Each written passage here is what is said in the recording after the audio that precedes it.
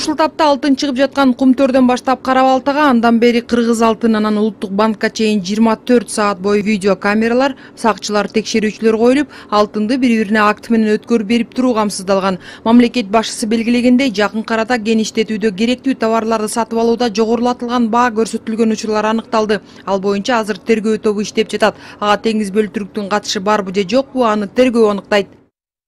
Убагы келгенде аны да айтабыз. Элден жашыра турган эч нерсебиз жок. Мындан ары эч нерсе жашыруун болбойт.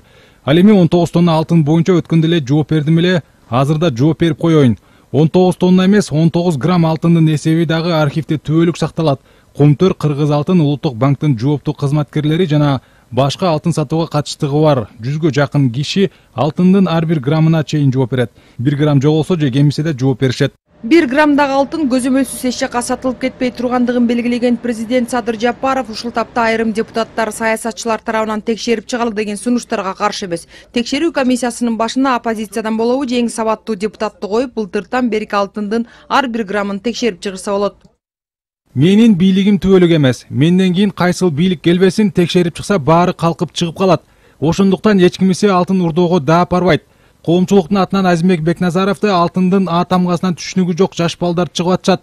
Аларды да кошуп алса болот. Алтын боюнча такыраак маалымат билип алгандары өздөрүнө да жакшы болот. Канча алтын чыкты, кайда, канчадан сатылды жана башка баардык суроолуу маселелери болсо текшерип чыгып, элге ачык жарыялашсын.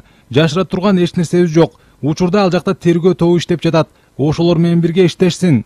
Мамлекет